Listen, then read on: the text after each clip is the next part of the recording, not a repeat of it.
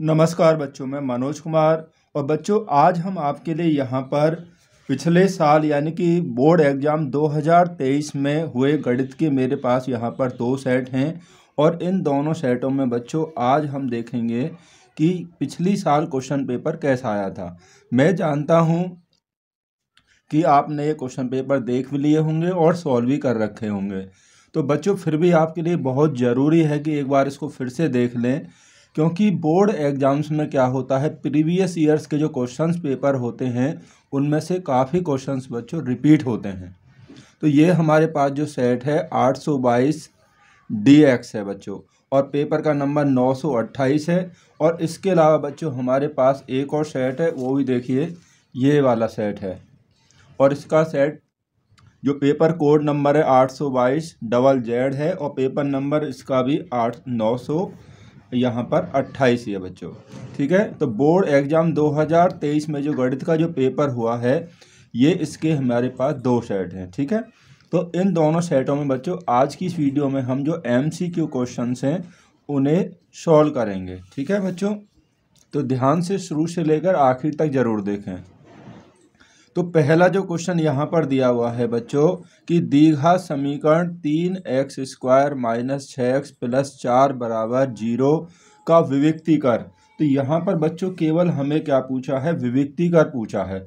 तो विविक्ती कर बहुत ही आसान है निकालना। देखिए यहाँ इसको हम थोड़ा समझ भी लेंगे कि कैसे हमें ये करना है। तो विविक्ती कर के लिए बच्चों जो सूत्र होता है विविक्ती कर, जिसे हम D बोलते हैं, वो होता है B² - 4AC। ठीक है, B² - 4AC होता है बच्चों विविक्ती कर। अब यहाँ पर हमारे पास जो समीकरण है, देखिए B क्या है, x का गुणांक, यानी कि -6 दिया है इस क्वेश्चन में, -4। A क्या है, x² का गुणांक, यहाँ 3 दिया हुआ है। और C क्या है, अचर पद, यानी कि 4 है। ठीक है, तो इसको सॉल्व कर लीजिए, यानी कि 36 हो गया, -4 दिया 12, और 12 चौक कितना हो गया, 48। 48 में 36 घटाएंगे तो ये हमारे पास बचेगा कितना बच्चों, -12 बच जाएगा। तो यहाँ विविक्ती कर तो -12 हो गया, जो कि इसमें ऑप्शन नंबर D में ही दिया है -12। लेकिन आपसे मूलों के लक्षण पूछेगा तो आपको बता देना है, क्योंकि B² - 4AC छोटा है 0 से, अतः समीकरण के जो मूल हैं वो वास्तविक नहीं होंगे। ठीक है ना बच्चों। अब इसमें क्वेश्चन नंबर 2 देखिए। क्वेश्चन नंबर 2 इसमें दिया हुआ है कि समीकरण 3x + 2y = 6 तथा y = 0 का हल होगा। तो y का मान यहाँ 0 दिया है, तो जहाँ y है वहाँ पर आप 0 रख देंगे इसमें। ये जो समीकरण आपको दिया हुआ है, देखिए यहाँ पर 3x + 2y = 6 है। तो यहाँ पर पहला समीकरण है 3x + 2y = 6, और y का मान हमें 0 दिया है, तो जहाँ y है वहाँ पर हम 0 रख देंगे, तो हमें x का मान भी बच्चों मिल जाएगा। तो 2 × 0 = 6, तो ये हो जाएगा 3x, ये तो 0 हो गया, बराबर 6, या x = 3 दूनी 6। तो इसका जो हल हो जाएगा बच्चों, x का मान 2 आ गया और y का मान 0 हमें दिया हुआ है, तो 2, 0, तो जो कि ऑप्शन नंबर बच्चों A में दिया हुआ है। ठीक है ना। तो क्वेश्चन नंबर 3 यहाँ पर दिया हुआ है बच्चों कि यदि बिंदुओं A -4, 2 तथा B 5, 6 को जोड़ने वाले रेखाखंड का मध्य बिंदु C A, 8 यानी कि A/8, 4 है, तो यहाँ पर A का मान पूछा है। अब देखिए बच्चों, मध्य बिंदु के लिए जो सूत्र होता है, पहले हम उसका यूज करेंगे। मध्य बिंदु तो x बराबर होता है x1 + x2/2, और y के लिए होता है y1 + y2/2, यानी कि मिड पॉइंट। अब यहाँ पर आप जहाँ a निकालना है वो है हमारे पास x वाले इसमें दिया हुआ है। ठीक है ना, तो x वाला लीजिए आप। तो इसके लिए x आपको दिया है A/8 बराबर x1 और x2, यहाँ से लिख लीजिए। पहले वाले जो होते हैं x1 और दूसरे में पहला यानी कि ये x2, ये हो गया। इसी से आपको A का मान निकल जाएगा। तो देखिए a/8 बराबर यहाँ बचेगा 1/2। 2 से हम इसे काट लेंगे 4 बार, तो a बराबर 4 एकम 4। a का मान यहाँ पर बच्चों कितना आ जाएगा, 4 यहाँ पर हो जाएगा, जो कि हमें ऑप्शन नंबर बी में यहाँ बच्चों दिया हुआ है। ठीक है, यहाँ प्लस का है तो यहाँ 1 बचेगा। 2 से 4 बार यहाँ प्लस और माइनस दोनों दिए हैं बच्चों, तो ये प्लस वाला इसका मान सही है। तो इसी प्रकार से आप इसका अगला क्वेश्चन देखेंगे। देखिए क्वेश्चन नंबर यहाँ पर जो 4 है, यदि त्रिभुज ABC में AB 6√3 सेंटीमीटर, AC 12 सेंटीमीटर और BC 6 सेंटीमीटर है, तो यहाँ पर बच्चों हमें कोण B का मान बताना है। ठीक है, तो कोण B का मान निकालना है। तो देखिए सबसे बड़ी भुजा यहाँ पर दे रखी है AC, तो अगर आप AC का वर्ग करेंगे, यानी कि AC का वर्ग 12 का वर्ग 144 हो गया। अब बाकी जो दोनों भुजाएं हैं, तो AB का वर्ग और BC का वर्ग भी निकाल लीजिए। तो AB है 6√3, इसका वर्ग कर दीजिए, और BC है आपके पास 6, इसका वर्ग कर दीजिए। तो 6 का वर्ग 36 दिया 108 हो जाएगा, और यहाँ पर हो गया 36। तो जोड़ेंगे तो कितना हो गया, ये 144 हो गया। अगर आप ध्यान से देखेंगे कि यहाँ पर जो सबसे बड़ी भुजा है ना, ये AC का जो वर्ग है वो AB और BC के वर्ग के बराबर आया है, और ये किस में होता है, ये होता है समकोण त्रिभुज में। समकोण त्रिभुज में ये होता है कि जो सबसे बड़ी भुजा का वर्ग यानी कर्ण का वर्ग शेष दोनों भुजाओं के वर्गों के योग के बराबर होता है। तो सबसे बड़ी भुजा यहाँ पे ये है, AC सबसे बड़ी भुजा है, तो AC, ये C हो गया, यहाँ पर B हो गया। तो यानी कि ये 90 के सामने वाला होगा बच्चों, यहाँ पर कर्ण होगा। 90 के सामने कर्ण होगा, तो यानी कि कोण जो B है वो कितना हो जाएगा, वो 90 अंश हो जाएगा। सबसे बड़ी भुजा का वर्ग यदि शेष दोनों भुजाओं के वर्गों के योगफल के बराबर हो तो समझ जाइए कि वो एक समकोण त्रिभुज है। तो यहाँ पर हमें B पूछा था, तो B हमारा ऑप्शन यानी कि 90 अंश हो जाएगा। अब क्वेश्चन नंबर 5 में देखिए, 5 में दिया हुआ है वह बड़ी से बड़ी संख्या जिससे 125 और 70 को विभाजित करने पर शेषफल क्रमशः 8 और 5 प्राप्त होता है, वह कौन सी होगी। बड़ी से बड़ी संख्या, तो वो इनका क्या होगा बच्चों, में से होगा।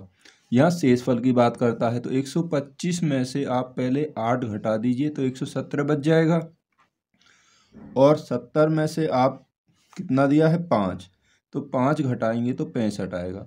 अब इन दोनों का क्या निकालना है, में से निकालना है, बड़ी से बड़ी संख्या। तो 117 और 65 का तो में से बच्चों 13 होता है, क्योंकि 13 से ये भी विभाजित हो जाएगा और ये भी पूर्णतः विभाजित होगा। 13 पंजे 65 और 13 निम्मा 117। तो यहाँ पर जो ऑप्शन है 13, यानी ये 13 दिया है, तो बी वाला ही सही होगा। तो क्वेश्चन नंबर 6 हमें दिया हुआ है बच्चों, यदि समीकरण x² + kx -6 बराबर 0 का एक मूल -2 है तो k का मान बताइए। तो ये जो हमारे पास समीकरण है बच्चों वो है x² + kx -6 बराबर 0। अब इसका एक मूल -2 है, इसका मतलब होगा कि ये x का मान है बच्चों। जहाँ पर भी x आपको दिखाई दे रहा है वहाँ पर -2 रख दीजिए। तो यहाँ पर x² है तो -2 का वर्ग प्लस k गुणा -2 -6 बराबर 0।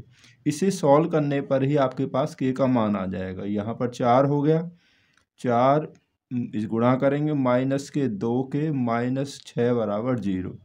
तो -2 के 6 में से 4 गया तो -2 ही बचेंगे बराबर 0। तो यहाँ -2 के बराबर ये धर आएगा तो 2 होगा, तो k बराबर इस 2 से कैंसिल हो जाएगा एक बार, और यहाँ माइनस है तो इसलिए माइनस में आंसर हो जाएगा। तो k का जो मान होगा बच्चों ये यहाँ पर -1 हो जाएगा। तो -1 हमें ऑप्शन नंबर यहाँ सी में दिया हुआ है। ठीक है, इसके बाद नेक्स्ट क्वेश्चन देखिए। अगला क्वेश्चन बच्चों यहाँ पर दिया हुआ है कि यदि समचतुर्भुज के विकर्णों की लंबाइयाँ 12 सेंटीमीटर और 16 सेंटीमीटर है, समचतुर्भुज यानी कि एक रोम्बस, तो इस समचतुर्भुज की भुजा की लंबाई होगी। तो हमें यहाँ पर बच्चों लंबाई निकालनी है समचतुर्भुज की भुजा की लंबाई। ठीक है, तो देखिए यहाँ पर, तो ये एक समचतुर्भुज हो गया बच्चों हमारे पास। सपोज कीजिए ये हो गया एक, इसका नाम हो गया ABCD। ठीक है, ये इसका एक विकर्ण ये 12 सेंटीमीटर है और दूसरा है कितना, 16 सेंटीमीटर। अब समचतुर्भुज के जो विकर्ण होते हैं ना, एक दूसरे को समकोण पर समद्विभाजित करते हैं। MCQ वाला क्वेश्चन है तो आप ऐसे ही समझ लीजिए। तो ये यहाँ पर समद्विभाजित करते हैं। AC हमारे पास 12 है तो ये 6 हो जाएगा यानी OA, और ये BD कितना है, 16 है, तो ये आपका यहाँ पर 8 हो जाएगा, आधा हो जाएगा। समकोण पर समद्विभाजित करते हैं तो ये हो गया 90 अंश का। ये वाला कोण AOB 90 अंश का हो जाएगा। कोण AOB कितना हो जाएगा, 90 अंश का। तो हम समकोण त्रिभुज AOB में यहाँ पर बच्चों पाइथागोरस प्रमेय का प्रयोग करेंगे।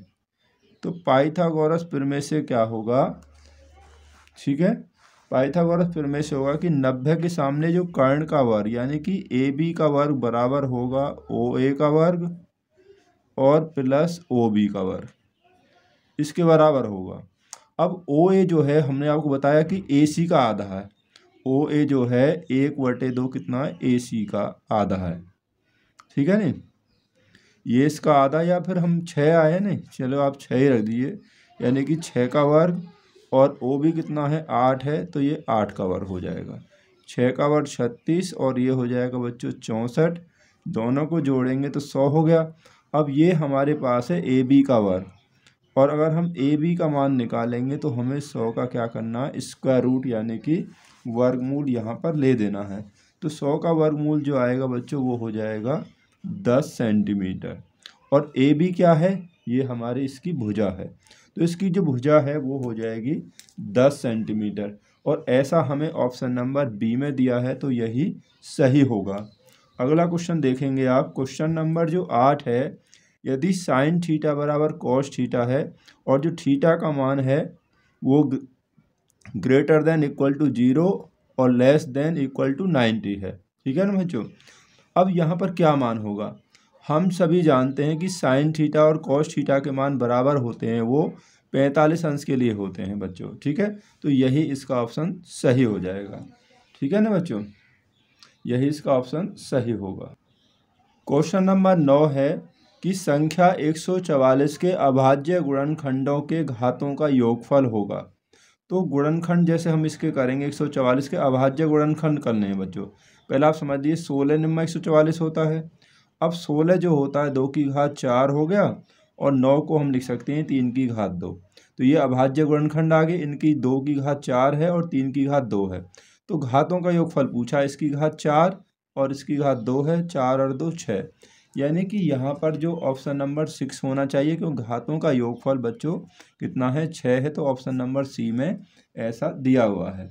तो क्वेश्चन नंबर 10 देखेंगे, ये भी काफ़ी बार बच्चों पूछा जाता है कि बिंदु -3,5 की y अक्ष से दूरी होगी। यहाँ y अक्ष से पूछा है, तो y अक्ष से पूछा है तो आप क्या लिख देंगे, x वाला लिख देंगे, और x से पूछा है तो y वाला गुणांक लिखेंगे। तो यहाँ पर देखिए ये पहला x होता है, दूसरा y होता है। ठीक है, y से हमें पूछा है तो x वाला लिख देंगे -3, और दूरी आपको ध्यान रखना है हमेशा प्लस में होती है। तो यहाँ पर जो ऑप्शन नंबर कौन सा सही हो जाएगा, तो ऑप्शन नंबर बच्चों यहाँ पर यही सही होगा पहला, लेकिन यहाँ क्वेश्चन में गलत दिया हुआ है। दूरी जो पूछी है वो हमेशा धनात्मक होती है, तो इसमें -3 दिया है, ये प्लस में होना चाहिए था या कोई और ऑप्शन होना चाहिए था। ठीक है, ये क्वेश्चन में ही मिस्टेक है। अगला क्वेश्चन देखेंगे बच्चों 11वां। ये वाला क्वेश्चन अभी फ़िलहाल हमारे उससे बाहर है, यानी कि अब नए सिलेबस में ये वाले क्वेश्चन नहीं रखे गए हैं, फिर भी हम इसे समझ लेते हैं बच्चों थोड़ा। कभी हो सकता है ऐसा क्वेश्चन आ जाए आपको, तो आप कैसे करेंगे, देखिए यहाँ आप देखेंगे कि 15 और 75 इनका योगफल कितना होता है, इनका योगफल होगा बच्चों यहाँ पर 90। ठीक है, ये एक दूसरे के क्या हैं, कंप्लीमेंट्री एंगल्स हैं। ठीक है, सम यानी कि पूरक कोण है। किसी एक को चेंज कर लीजिए, तो तो 15 को हम लिख सकते हैं, साइन 15 को लिख सकते हैं कितना, 90 माइनस 75 लिख लेंगे। ठीक है, क्वेश्चन ये आपका रहेगा, उसके नीचे में सॉल्व कर रहा हूँ। ये होगा cos 75। अब देखिए साइन 90 माइनस थीटा क्या होता है, ये होता है बच्चों cos थीटा। थीटा यहाँ पर ये लिया जाएगा। ठीक है, sine 90 minus theta cos theta होता है, तो cos 75 होगा। नीचे भी हमारे पास है cos 75, इससे कैंसिल हो जाएगा तो बराबर 1 आ जाएगा। अक्सर ऐसे वाले प्रश्नों के बच्चों आंसर मोस्टली 1 ही आता है। ठीक है नहीं, तो यहाँ पर ऑप्शन नंबर यहाँ पर ए वाला ही सही हो जाएगा। अगला क्वेश्चन देखेंगे, क्वेश्चन नंबर 12 यहाँ पर दिया हुआ है कि निम्नलिखित सारणी का माध्य होगा। ये वर्ग अंतराल दिए हुए हैं, ठीक है, जो वर्ग के रूप में है, और यहाँ इनकी बारंबारता है। हमें इसका क्या निकालना है, माध्य, यानी कि समांतर माध्य। तो माध्य निकालने के लिए बच्चों हमें पहले क्या, मध्यमान निकालना पड़ेगा इन आंकड़ों का। ठीक है, वर्गों का।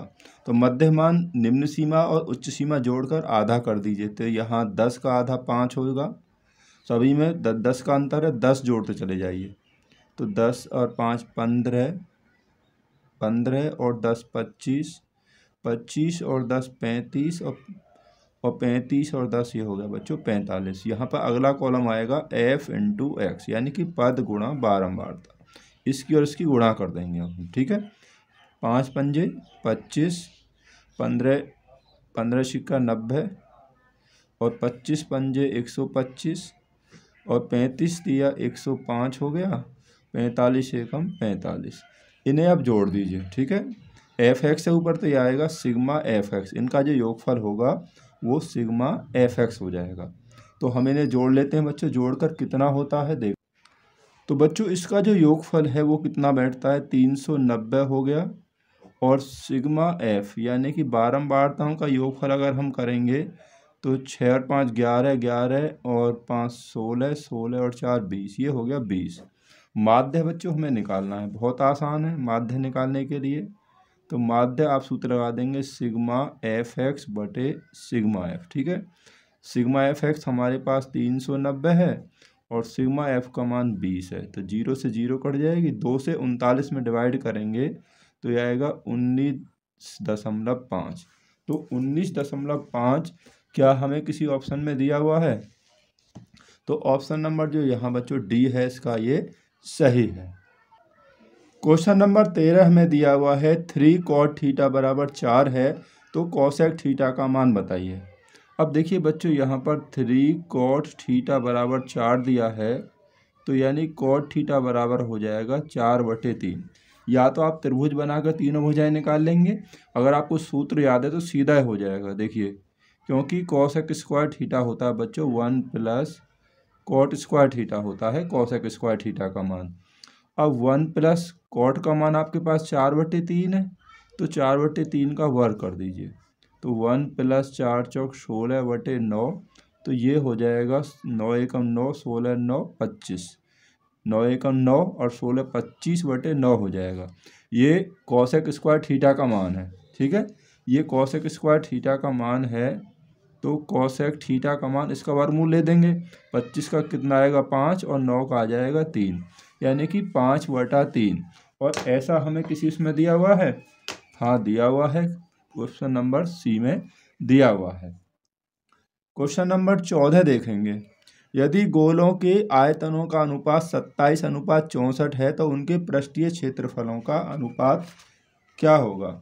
बच्चों वैसे तो हम इसको ट्रिक द्वारा भी कर लेंगे, लेकिन आप समझिए आयतनों का अनुपात यानी कि पहले गोले का आयतन, ठीक है, ये हो गया, बटे दूसरे गोले का आयतन 4/3 पाई r⁴ ये बराबर है 27/64।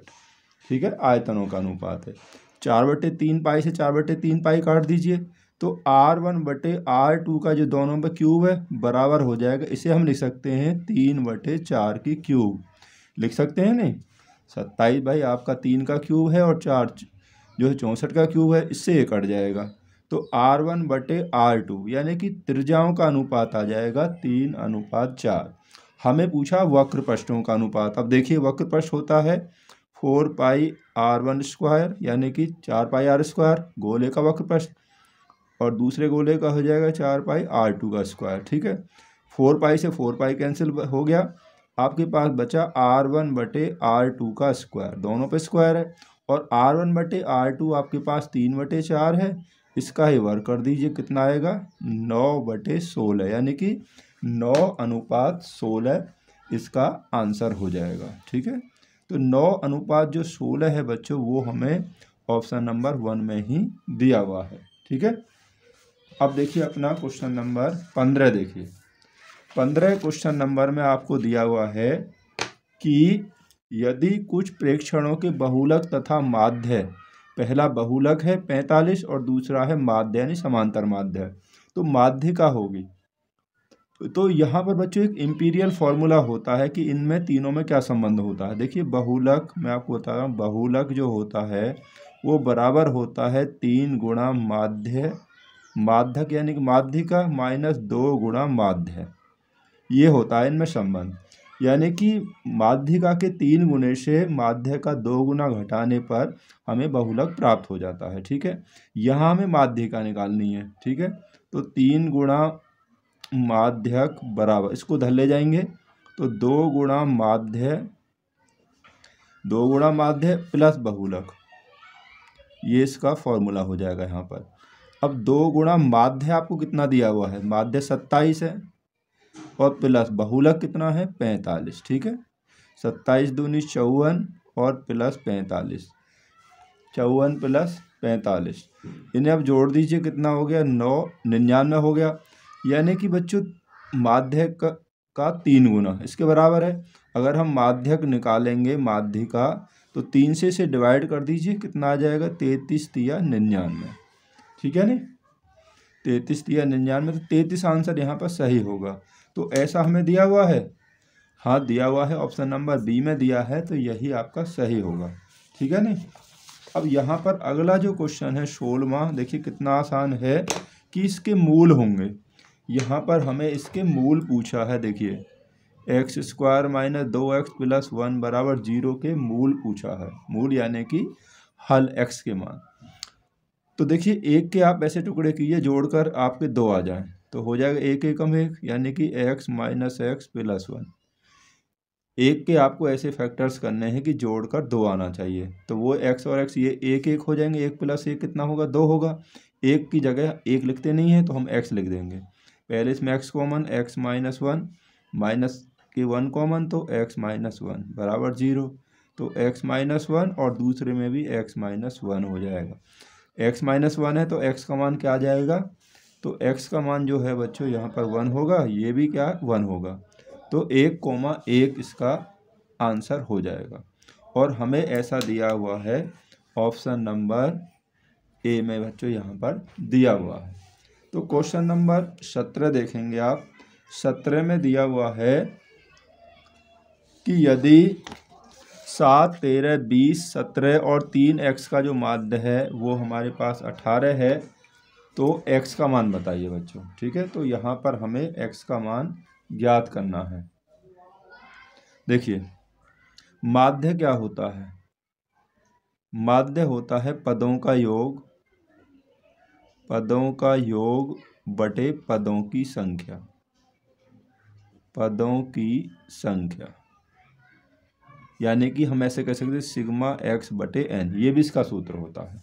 ठीक है ना बच्चों।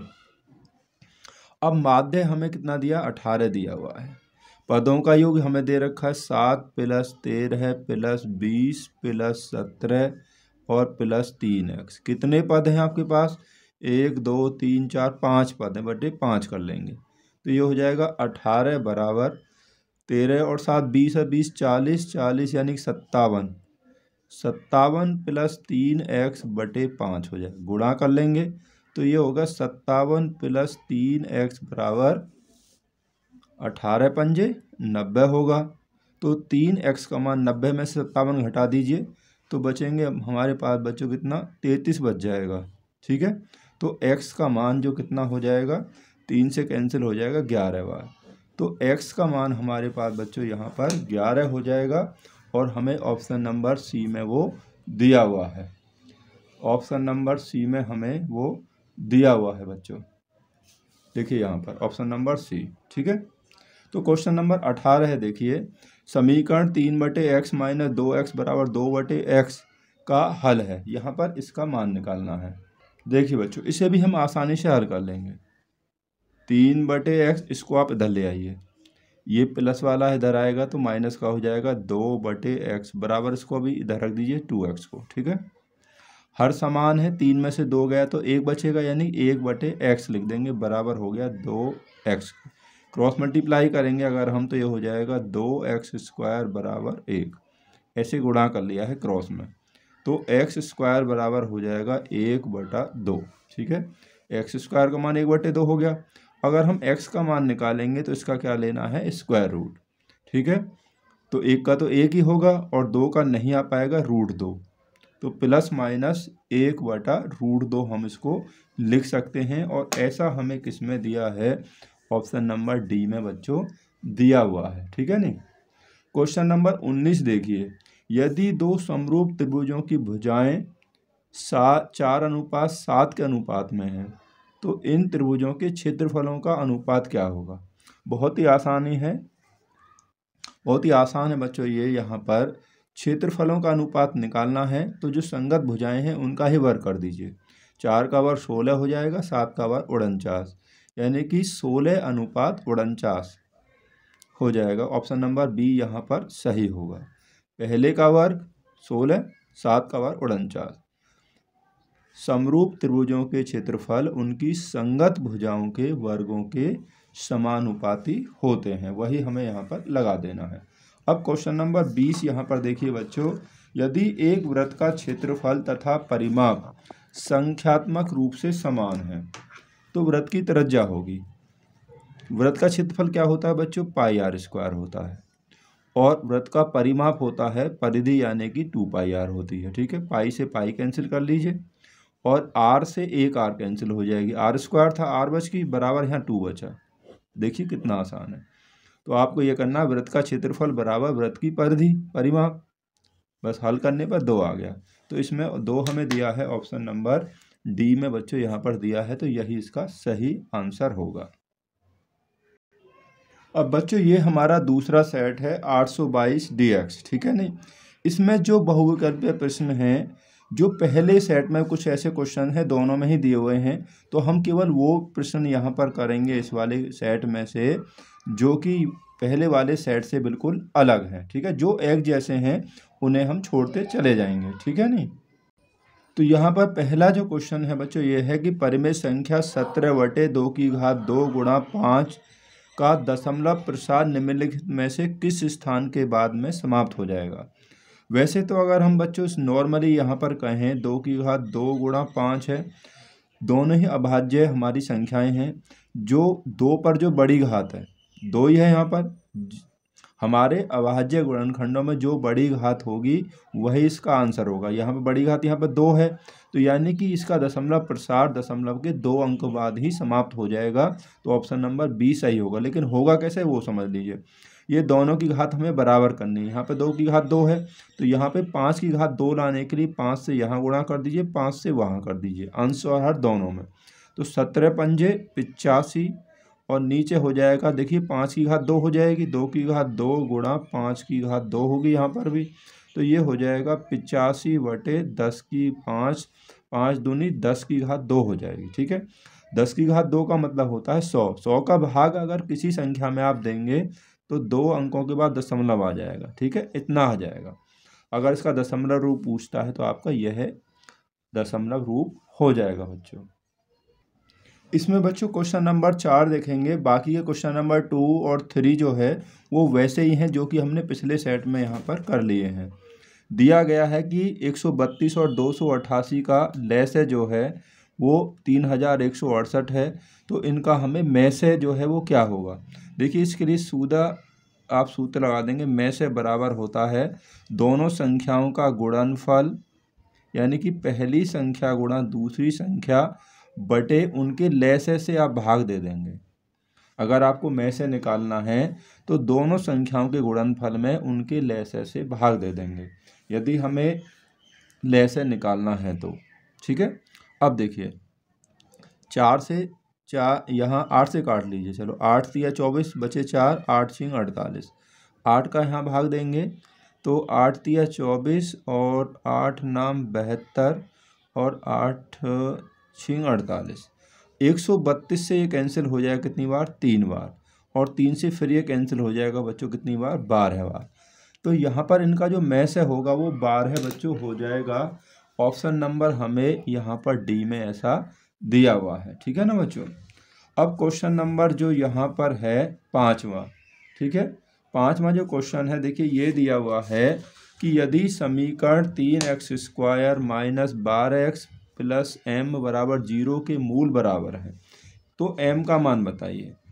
अब जब मूल बराबर हैं बच्चों, यहाँ पर मूल बराबर है, ठीक है, जब मूल बराबर है तो इसलिए क्या होता है कि b² माइनस 4ac का मान 0 के बराबर आपको रख देना है, जहाँ पर भी मूल बराबर लिखा है। b कितना होता है? x का गुणांक, यहाँ -12 दिया हुआ है तो इसका गुणांक 4a होता है x² का गुणांक जो 3 है, और c आ जाएगा अचर पद जो यहाँ पर बच्चों m है बराबर 0। इसे आप सॉल्व कर लीजिए तो 12 का वर्ग 144 माइनस 4 तिया 12 है, m बराबर 0, तो माइनस के 12 m ये इधर आ जाएगा तो माइनस के 144 हो जाएगा बच्चों। माइनस से माइनस कैंसिल हो जाएगा तो m बराबर 12 से इसमें भाग दे देंगे तो ये 12 बार ही जाएगा। तो m का जो मान है बच्चों यहाँ पर वो 12 ही हो जाएगा। और ये क्वेश्चन जो पेपर है बच्चों यहाँ पर इंग्लिश और हिंदी दोनों ही उसमें दिया हुआ है, ठीक है नी, इंग्लिश और हिंदी दोनों ही लैंग्वेज यहाँ पर हमें दी हुई है। क्वेश्चन नंबर 6 देखिए अब जरा, यदि समीकरण के मूलों का योगफल, इसके मूलों का योगफल बताना है तो बच्चों जो मूलों के योगफल का जो सूत्र होता है, मूलों का योग, इसका जो सूत्र होता है -b/a, यानी कि -x का गुणांक बटे x² का गुणांक, ठीक है, ये योगफल का सूत्र होता है। तो -b यानी x का गुणांक, -3 दिया हुआ है, a x² का गुणांक जो है 5 है, तो कितना आ जाएगा? ये हो जाएगा बच्चों 3/5 हो जाएगा, 3/5, यानी कि ऑप्शन नंबर ए सही होगा। अगर सपोज कीजिए आपसे योगफल की जगह गुणनफल पूछा जाता तो मूलों का जो गुणनफल होता, मूलों का गुणनफल, तो बच्चों वो होता है c/a, यानी कि अचर पद बटे x² का गुणांक। अचर पद यहाँ पर क्या है? 2 है, और x² का गुणांक यहाँ पर 5 है, तब 2/5 इसका आंसर यानी कि सी वाला सही होता बच्चों। तो क्वेश्चन नंबर 7 इसमें दिया हुआ है बच्चों कि यदि समीकरण युग्म x + 2y = 70 और 2x + λy = 35 का कोई हल नहीं है तो लैम्डा का मान बताइए। बच्चों जब कोई हल नहीं है, यहाँ बोल रहा है कोई हल नहीं है, ठीक है, नहीं कोई हल नहीं है, तो इसलिए क्या होता है कि a1 बटे जो a2 है वो बराबर होता है b1 बटे b2 के, और बराबर नहीं होता है c1 बटे c2 के। ये होती है कोई हल न होने की स्थिति, ठीक है। अब यहाँ पर आप इनके मान रखिए, a1 यानी x का गुणांक पहले समीकरण में कुछ नहीं है तो 1 आ गया, इसमें 2 आ गया, बराबर b1 y का गुणांक कितना है? 2 पहले समीकरण में, और दूसरे में y का गुणांक क्या है? लैम्डा है बच्चों, उल्टा y जो दिया है, ठीक है, ये है लैम्डा, और बराबर नहीं है c1 यानी कि यहाँ 70 है, और इसमें क्या है? 35 है दूसरे समीकरण में। इन दोनों को कर दीजिए, इसकी गुणा करेंगे, पहले दोनों ही ले लीजिए आप, इनकी गुणा करेंगे तो क्या हो जाएगा कि लैम्डा बराबर 2 दूनी 4, यहाँ पर बच्चों 4 हो जाएगा, जो हमें ऑप्शन नंबर डी में यहाँ पर दिया हुआ है, ठीक है। अब क्वेश्चन नंबर जो 8 है ये बच्चों हमने पिछले सेट में ही कर लिया है, हम केवल उन क्वेश्चनों को करेंगे जो कि इस सेट में बिल्कुल पहले वाले सेट से अलग है। देखिए क्वेश्चन नंबर जो 9 है यहाँ पर ये अलग है, ठीक है नी, यहाँ पर ये वाला क्वेश्चन अलग है पहले वाले सेट से। दिए गए चित्र में त्रिभुज ABC के आधार BC के समांतर रेखाखंड PQ खींचा गया है। यदि PQ अनुपात BC 1:3 है तो AP तथा BP का अनुपात यहाँ पर क्या होगा? तो ये हमें यहाँ पर ऑप्शन भी दिए हुए हैं, तो कौन सा ऑप्शन सही होगा देख लेते हैं। तो बच्चों एक बात आपको यहाँ पर समझनी है कि जो पी क्यू है वो इसके बी सी के समांतर है, ठीक है। तो ये वाला जो त्रिभुज है हमारा कौन सा, ए पी क्यू जो है ये समरूप होगा त्रिभुज ए बी सी के। तो ये त्रिभुज ए बी सी के समरूप होगा क्योंकि ये वाला कोण इसके बराबर होगा, संगत कोण है, और ये वाला जो कोण है ये दोनों में क्या होगा, यहाँ पर कॉमन होगा, इसलिए समरूप होगा। बस आपको ये ध्यान रखना है, ठीक है। और समरूप त्रिभुजों की संगत भुजाएं अनुपातिक होती हैं, तो हम रख देंगे ए पी। तो ए पी बटे ए बी, छोटे त्रिभुज की भुजा और फिर बड़े त्रिभुज की, यहाँ पी क्यू बटे बी सी, ठीक है, ऐसे रख देंगे। अब ए पी ये ऐसी रहेगी। अब जो हमारे पास जो ए बी है ये वाली, इसके दो भाग रख दीजिए, ए पी और बी पी। हम रख देंगे A P plus B P, इसको हमने दो भागों में बांट दिया है। और पी क्यू और बी सी का अनुपात हमें दे रखा है कितना, 1:3, यानी कि 1/3 वो दिया हुआ है। यहाँ से क्रॉस मल्टीप्लाई कर दीजिए आप, यहाँ से क्रॉस मल्टीप्लाई करेंगे 3 की इसमें, तो बच्चों ये हो जाएगा गुणा करने पर 3AP बराबर 1 से यहाँ करेंगे तो ये होगा AP प्लस BP, ठीक है, ये हो गया।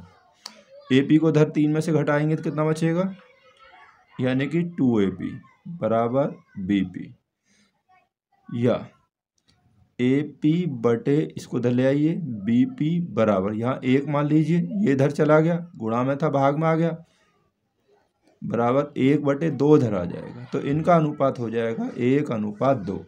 तो ये अनुपात 1:2 हो जाएगा। और क्या हमें इसमें दिया हुआ है, 1:2, ऑप्शन नंबर सी में बच्चों यहाँ पर दिया हुआ है हमें, ठीक है ना। इसके बाद बच्चों क्वेश्चन नंबर 12 है, जो हमारे उस सेट से बिल्कुल अलग है, बाकी के क्वेश्चन उसी की तरह हैं। अब यहाँ पर हमें दिया है A B 3 centimetre, A C 6 centimetre और बी डी 2 सेंटीमीटर और सी डी 4 सेंटीमीटर है। तो बी ए डी और सी ए डी का अनुपात पूछा है, बी ए डी और सी ए डी का अनुपात हमें पूछा है। बच्चों ध्यान से देखिए, अगर हम ए बी और ए सी का अनुपात निकालें, ये 3 है ये 4 है, ए बी और ए सी का अनुपात जो हो जाएगा ए बी बटे ए सी, तो बराबर होगा 3/6, यानी कि बच्चों 1/2, 1:2 हो गया। अब हम इसका बी डी और सी डी का अनुपात निकाल लीजिए आप। बी डी कितना है 2, ये भी 4, ये 4 है, तो ये भी बच्चों 1/2 हो जाएगा। 1/2 का मतलब है 1:2। तो इस यदि इन दोनों भुजाओं का अनुपात इन वाली दोनों भुजाओं के अनुपात के बराबर हो तो समझ जाइए कि जो ए डी है ये कोण इसका बी ए सी का क्या है, समद्विभाजक है, यानी इसको 2 बराबर भागों में विभाजित करता। अनुपात 1:1 होगा या 2:2, जो भी हो दोनों अनुपात बराबर होंगे। तो ऑप्शन नंबर बी में हमें दिया है 1:1, तो यही बच्चों इसका सही ऑप्शन होगा कि ये दोनों कोण आपस में बराबर होंगे। तो बच्चों क्वेश्चन नंबर 14 ये भी उसमें बिल्कुल अलग दिया हुआ है। चित्र में बिंदु ओ का बिंदुओं ए तथा पी से देखने पर अवनमन कोण की माप होगी। ए और पी से देखने पर बिंदु ओ का अवनमन कोण की माप पूछा है। तो ऊपर से अवनमन कोण के लिए बच्चों ये रेखा ऊपर दिखाई जाएगी, क्षैतिज रेखा, ठीक है ना। अब पहले ये वाला जो कोण पूरा है हमारे पास, ये यहाँ से यहाँ तक का कोण है ये वाला, ठीक है ना। और देखिए जितना ये वाला कोण होगा, ठीक है, पहले बिंदु ए है, जितना ये वाला अवनमन कोण होगा उतना ही ये उन्नयन कोण होगा। अब ये वाला कोण 45 अंश है, देखिए ऐसे इस तरीक़ा से पूरा आया ना, ये 45 है तो ये भी आपका 45 अंश ही होगा। तो पहला तो 45 आ जाएगा ए वाला, ठीक है, ये आ गया 45 अंश। अब पी वाला आ जाइए, ये 60 अंश है और ये आपको पता है हमेशा 90 अंश होता है, चाहे कोई पेड़ हो या कोई मीनार हो, सब 90 के एंगल पर ही दिखाई जाती हैं। 90 और 60 150 हो गया। अब बचेगा तीसरा कोण, कितना बचेगा, केवल इतना वाला। तीनों कोणों का योग होता है 180 अंश, 90 और 60 150, 180 में से 150 घटा दीजिए तो बचेंगे 30 अंश, यानी कि ऑप्शन नंबर इसमें 45 और 30, यानी कि ऑप्शन नंबर बी बच्चों यहाँ पर सही हो जाएगा। क्वेश्चन नंबर बच्चों यहाँ पर 16 देखिए, ये भी बिल्कुल अलग है। एक ठोस धातु के घनाभ जिसकी विमाएँ 9 मीटर, 8 मीटर और 2 मीटर है, लंबाई चौड़ाई और ऊंचाई होगी, इसकी घनाभ है। को पिघलाकर 2 मीटर कौर के घन बनाए गए हैं। घन बनाए गए हैं, ये घनाभ है, ये घन बनाए गए हैं। घनों की संख्या क्या होगी? तो घनों की जब संख्या जो बच्चों हमें निकालनी है तो सीधा इसका हो जाएगा कि घनाभ के आयतन में, घनाभ का आयतन, घनाभ के आयतन में आपको घन के आयतन का भाग दे देना है। ठीक है नहीं, जो चीज़ बनाई गई है उसके आयतन से जो पिघलाई गई है उसके आयतन में भाग दे दीजिए। ठीक है ना बच्चों। घनाभ का आयतन होता है लंबाई गुणा चौड़ाई गुणा ऊंचाई। 9 मीटर है, 8 मीटर है और 2 मीटर है। और घन का आयतन होता है भुजा की घात 3। भुजा आपको 2 दी है, 2 की घात 3 का मतलब है 2 गुणा 2 गुणा 2। ठीक है, 2 दूनी 4 दूनी 8, 8 से 8 कैंसिल हो गया, 9 दूनी 18। यानी कि कितने घन बन जाएंगे बच्चों? वो 18 बनेंगे।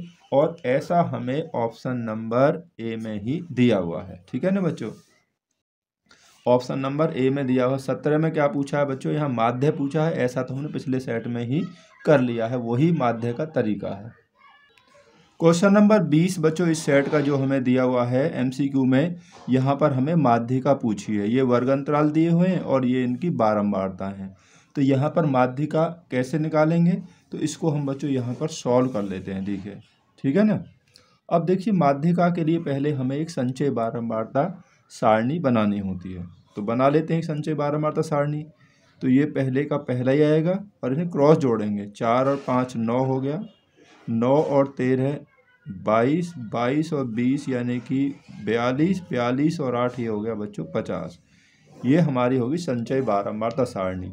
4 का 4, 4 और 5 9, 9 और 13 22, 22 और 20 42 और 8 50 हो गया। इसका योगफल n निकाल लीजिए बारंबारताओं का। ये बच्चों इसके बराबर ही होता है, यानी कि 50 ही होगा। अब आपको n/2 देखना है। n/2, n का मान 50 है तो n/2 होगा 25। ठीक है, n/2 कितना होगा? 25 होगा। अब आपको यहाँ देखना है कि आपका जो 25वां जो पद है n/2 25, इसमें संचय बारंबारता सारणी में किस में आएगा? तो 25 बच्चों इसमें आएगा, 42 वाले में, इस वाले में। तो ये हमारा हो गया माध्य का वर्ग। अगर माध्य का वर्ग पूछा जाता, बच्चे यही पूछा गया माध्य का वर्ग होगा। ठीक है नहीं, माध्य का वर्ग ही पूछा है, माध्य का नहीं पूछी है। तो माध्य का वर्ग यही हो जाएगा 30 से 40। ठीक है नहीं, तो 30 से 40 यानी कि ऑप्शन नंबर जो है बच्चों यहाँ पर ऑप्शन नंबर बी ये सही हो जाएगा। कभी कभी बहुलक वर्ग पूछा जाता है। देखिए हाँ, एक क्वेश्चन है 19 वाला। तो क्वेश्चन नंबर 19 देखिए, इसमें पूछा है बहुलक वर्ग। ठीक है नहीं, यहाँ पर केवल बहुलक वर्ग पूछा है। तो जिस वर्ग की बारंबारता सबसे अधिक है, किसकी है? यहाँ पर 8 की है। तो यही बच्चों हमारा क्या हो जाएगा? बहुलक वर्ग हो जाएगा। दिए हुए आंकड़ों में जिस वर्ग की बारंबारता सबसे अधिक होती है वही बहुलक वर्ग होता है। यहाँ पर 8 है सबसे बड़ी बारंबारता, तो 3 से 5 हमारा बहुलक वर्ग होगा। तो ऑप्शन नंबर बी बच्चों यहाँ पर सही होगा। तो बच्चों इस वीडियो में हमने इन दोनों सेटों में वो प्रश्न किए हैं जो कि यहाँ पर हमें दिए हुए हैं। ठीक है नहीं, तो इन प्रश्नों को आप जरूर देख लेना। और हर बार बच्चों एग्जाम्स में ऐसे ही प्रश्न पूछे जाते हैं। दूसरे सेट में हमने केवल उन प्रश्नों को किया है जो कि पहले सेट में नहीं है, उससे अलग वाले प्रश्नों को किया है। तो इस वीडियो को देखने के लिए आप सभी का बहुत बहुत धन्यवाद।